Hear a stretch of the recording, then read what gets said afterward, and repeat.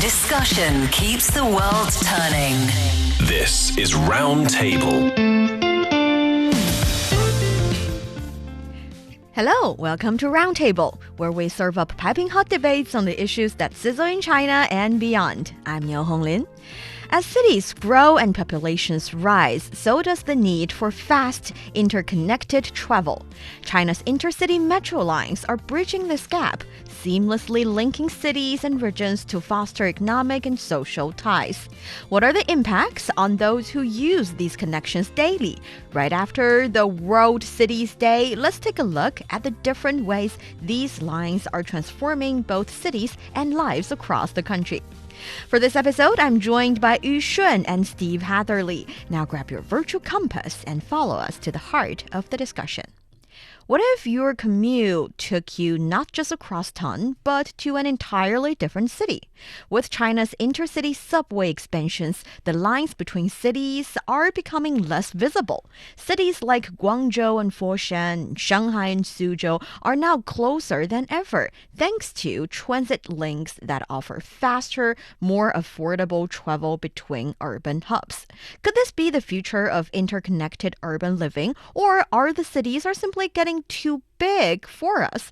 So to understand this, let's first talk about these intercity subways. What are we talking about? Can I just use these intercity subways to seamlessly travel from one city to another? Yeah, so first of all, what we can see is that there are more and more cities are becoming closer to each other via these connection of intercity subway lines. And what is so-called intercity subway line? When we are thinking about it, maybe what we can think is that, okay, these subway lines are connected, but it's about two cities.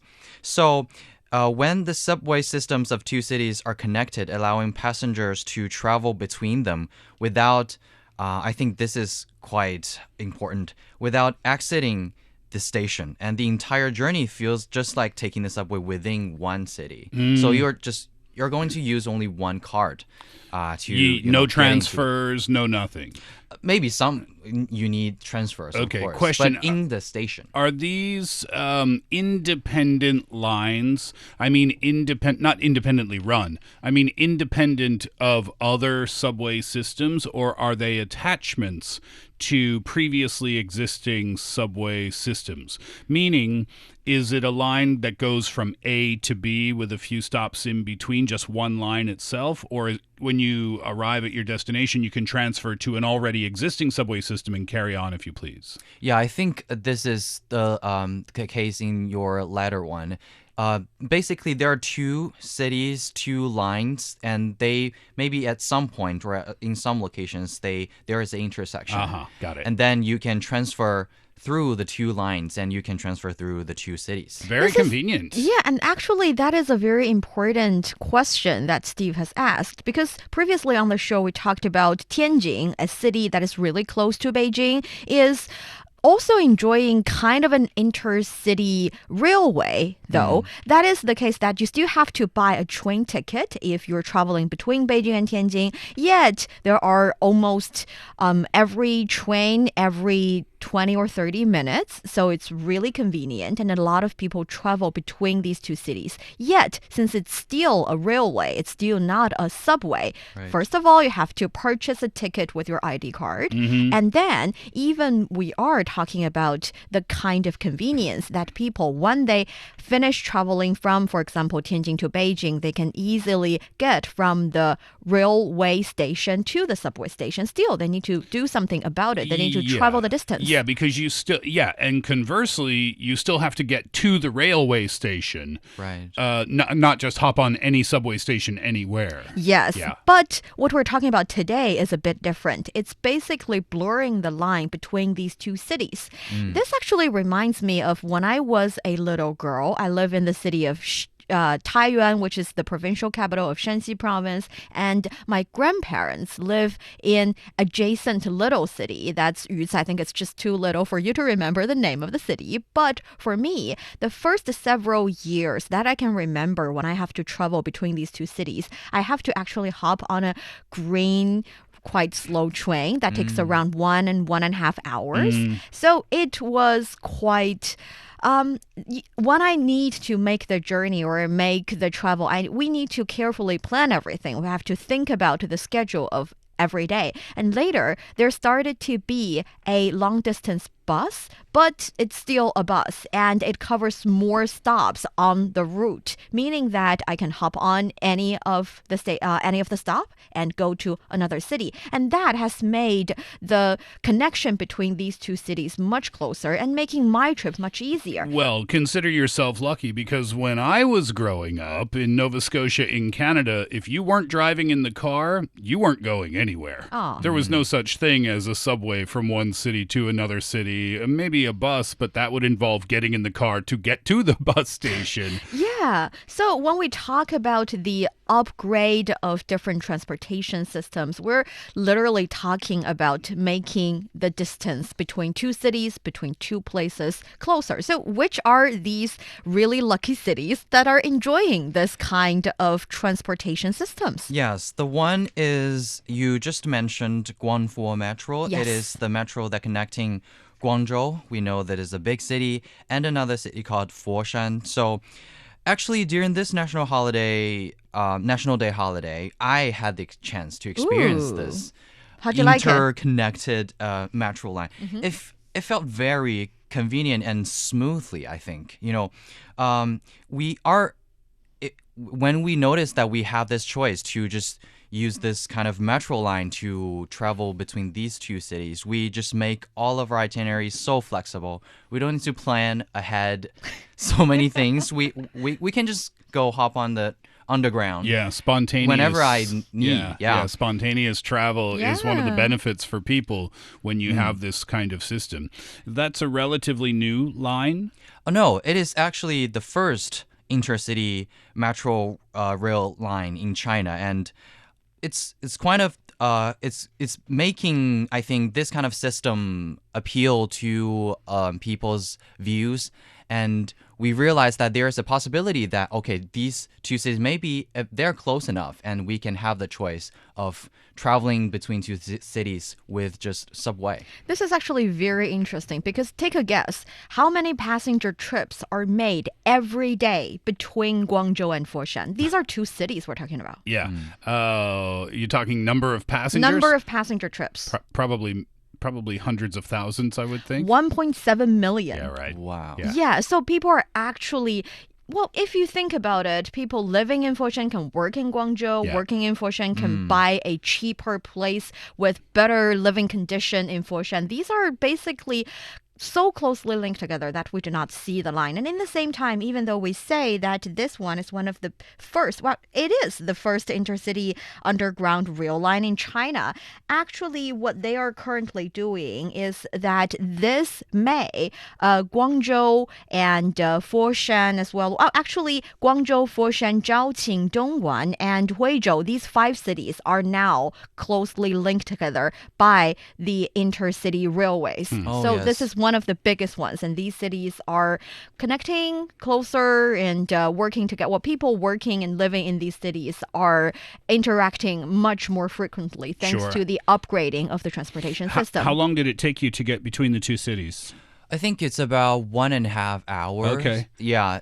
And we didn't plan anything because we just check out from the previous hotel, and then we think, okay, maybe we have some time to linger on this city a little bit longer, and then whenever we think it is ready, we can just get into the subway station and go to another destination. And for us living here in Beijing, actually the Beijing subway line 22 is set to start operation in 2025, lasting over 81 kilometers. It plans to connect the Chinese capital with Sanhe City, Hebei province, meaning that in the future, when we hop on a subway, you're not only getting to the suburban area of Beijing, you can actually transport directly to Hebei, which is also quite nice. And another funny example happens in Shanghai and Suzhou. Oh, yes. Let me do this. Go ahead. Yes, I think I mentioned this previously in my happy place, that Shanghai and the neighboring cities, this neighboring city, Suzhou, are connected.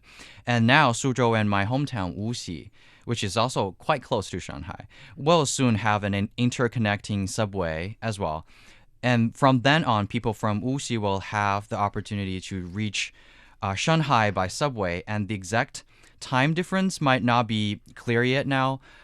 But I can imagine that, for as you said, a spontaneous weekend trip, this subway will be so convenient that, okay, we can just go travel to Suzhou maybe, and then if I want, we can just go to Shanghai Disney Resort. Yeah, Directly. For a bit of fun. Yeah, I mean, for traveling around during the daytime, an obvious advantage, but this will affect commuting for a lot of people, and because it affects commuting, it will affect housing.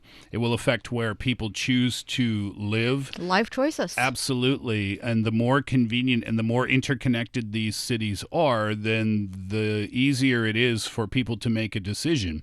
If you can get from outside of Shanghai or outside of Beijing, we talked about the fact, and I even asked on the show, I think, people who live in Tianjin, do they sometimes work in Beijing? And I heard, that's a really common thing, actually. Yeah. So we're going to find that example in various cities around the country. And I was curious, is this something that's only happening so rampantly here in China that cities are getting closer and closer? Or are we seeing this trend, this city cluster development strategy outside of China as well? Living in Seoul for a very long time taught me a lot about the geography of the city, but also a lot about how public transportation works around there. And speaking city to city, Seoul is, if you're not familiar with the geography, it's in the northern part of South Korea, a little bit towards the western side of the country. It's not fully to the coast, though, because on the coast there's another city called Incheon. And you can take the subway from Incheon, the subway, by the way, from Incheon to Seoul and back again. There's bus routes as well. There's tunnels that go underground for kilometers and kilometers and kilometers at a time. You pop up in the middle of downtown Seoul coming from Incheon. It's a really convenient and a really cool thing. And it's the same thing. For people who live in Incheon, if they choose to do so, they can save a lot of money on housing, rent, or even purchasing a home. And get to Seoul with no problem whatsoever. So it does happen in other parts of the world too. Yes, and I get to see that actually there is a greater Manchester policy happening, including adjacent around 10 cities to the city of Manchester, making it almost a kind of a entire county, Yeah, but like a a mega ceremonial, city. mega city concept. But I was wondering, with all these, why are people just, include the part of Foshan as a part of Guangzhou? Why aren't we doing that? I don't think people living in Foshan, as people living in smaller cities, would like these kind of plans. Because I actually interviewed or just talked to some of the local people there.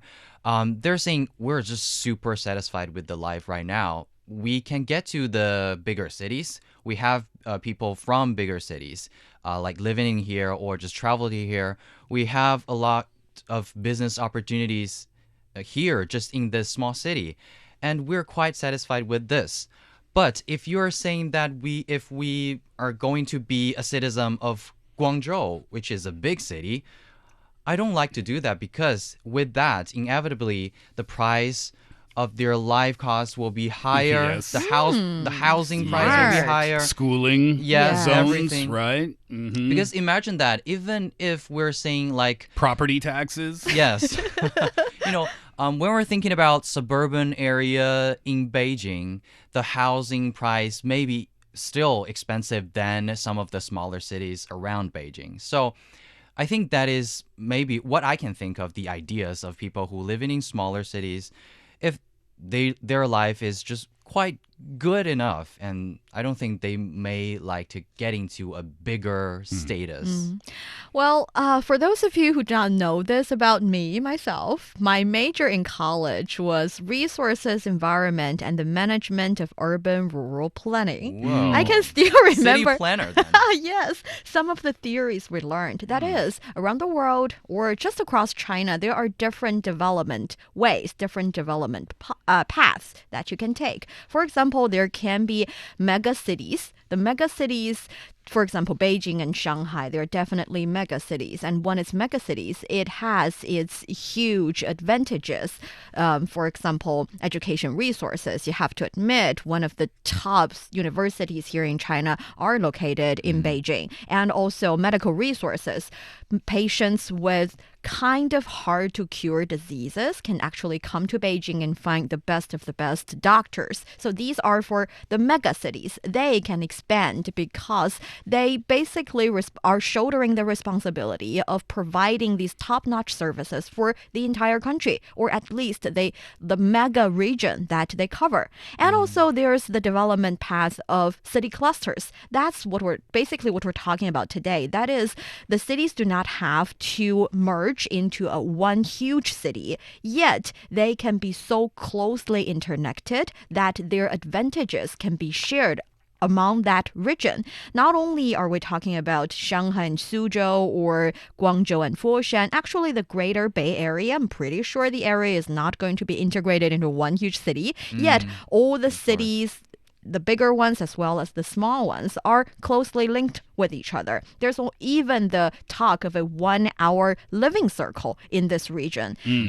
To talk about that Greater Bay Area, that means the city of Zhuhai, or just Guangdong area and Hong Kong and Macau area. So people, I think these three regions or areas, they are also getting closer, I think, with the interconnection of not only transportation, but also everything, economy, resources, medical resources, and education resources. They are getting so close. And I think that, as you said, people living in one area, they can enjoy the benefits of all of these areas, welfare or anything. So they can. This is the thing that I think that is so important, that we develop this kind of strategy, making maybe smaller cities to enjoy the good things from the big cities around them, and it can also bring up maybe the economy and also some resources of the smaller cities their own. Yeah, it's like teamwork almost, in a sense, right? And the development of regional integration is closely related to our topic for today, the construction of integrated rail transit. And then with deepening construction of the integrated rail system, then the collaboration between mega cities and maybe smaller cities, and then maybe even smaller cities after that, pooling their resources together, if you will, for the benefit of everyone. When I was doing the research, I encountered a very funny example. That's why I talked about the Shanghai Suzhou example, as it's funny because there is actually an airport. You know, there is an airport in Suzhou. Yushun's Of laughing. course. He knows. That's in Wuxi. Oh, really? Yes. You mean the Sunan Shuofan Airport? I mean the airport that does not actually has currently the ability to allow any plane to actually take off. Oh. What they do is they have this almost virtual airport in Suzhou. You can go to the airport and they would transport you. The airport is responsible for transporting you from Suzhou to the Shanghai airport and helping you take off there. And the reason of the designing of this, at the first place, I was a bit confused, and I was like, Suzhou people really want an airport. Even when they do not have the actual place for planes to take off, they still want an airport. And later I realized it's because people living in Suzhou transport to Shanghai quite so much. They live in Shanghai, yet they still need to come back to Suzhou. And sometimes when they land in Shanghai, for example, late nights, because of the schedule of the plane, it's hard for them to find a very fast and convenient way to go back to Suzhou directly. And that's when they design the airport, making sure that if you're landing on quote unquote the Suzhou airport, actually, even though you're landing on Shanghai, someone would send you back. And that is an example of how people are getting really creative when it comes to solving problems emerging because of the interconnectedness of different cities. There's so many benefits from a city perspective when you have intercity rail. One is transit congestion. You don't have the same traffic that you do if you don't have that, because people are forced to take cars, right? Which is obviously an example from many cities around the world how traffic can really ruin a commute, and it can influence where people live as well. Another advantage is for the environment, because if more people are taking these trains between two cities, then they're not driving their cars. If they're not driving their cars, we talked about electric cars on the show not so long ago, but still, gasoline-powered vehicles still very commonly found. So if they're not driving, then they're not using as much gas. That's better for the environment as well. Yes, and I was wondering, for different cities to better connect with each other, yes, we're doing something about the transportation. We're setting subways, intercity subways. But what are the other things that the government, local government, should do to make the connection even better and benefit more people? Actually, when I was looking at these cooperation or just connection between these cities, I saw that it's not only about transportation, as we said, or I was talked about some of the medical insurance issues here in China. When maybe some of these policies are only effective in some areas or regions or cities here in China, but when you're living in a city that nearby, you can still enjoy their benefits or the policy as well, because the whole system of medical insurance is connected nationwide, which means that when we have these kind of intercity subways, you can go to another city, enjoy their medical insurance policies, and also enjoy the transportation at the same time. It is something that we can really feel no matter you are living in a big city or a smaller city. Less smog in the cities as well, I think, when we're talking about environmental policies. There are so many added extra benefits from having intercity rails, both for the people who live in the region, but also for the governments as well. Less smog in the city, so you don't have to spend as much money on environmental policies for your city, which means you can take that money and you can put it into different areas for the benefits of your citizens. Also, reverse sprawl. High-speed trains or just rail trains that connect cities reverse the tendencies for cities to sprawl as wide as they can, with lots of new growth on the fringes, and then you get a neglected city center. There's just the list of benefits is very, very long. Yeah, and before we get into another part of explaining these, I would like to also mention a point of how difficult it could be, because we've been talking a lot, so many benefits of connecting two cities, but when we're thinking about two cities, two metro lines, and they're connecting with each other, it is quite a huge project to do. Sure. And I was thinking about this. China may have started planning and setting up this initiative over a decade, actually, even though maybe we saw these metro lines is quite new. Or this kind of system is quite new. But when I was thinking this, back then I noticed that China began implementing a nationwide transportation card. You can use only one card to use buses or subways in almost every city across the country. And they also laid I think this is kind of the groundwork that they're making up for connecting subway systems between cities, and also making two cities, because we can see so many situations that a subway station around us is kind of in construction, and then it is affecting so many activities in our lives. But when we're thinking about the two cities subways are connecting, it is a huge project to do and a huge planning to do. As a major yeah, city planning. Yes, and they're building more too, aren't they? Especially high-speed railways. 2023 report from China Traffic Networks. 5 high-speed railways are being constructed around Hubei province, so they're going to make a 2-hour living circle, if you will, constructed within those high-speed train regions in that province. It's getting bigger and bigger, but at the same time, it's getting smaller and smaller as well. Yes, and for those cities that are ready or getting ready to welcome more people to live and work and have fun in their cities. Make sure the resilience of the city is also getting better, making sure that the city can actually hold that many people without compromising the environment or the living condition of whoever is there is another work that everybody is working on. And the future of urban living may indeed lie in these cross-city networks that unite people, promote regional collaboration, and inspire sustainable development.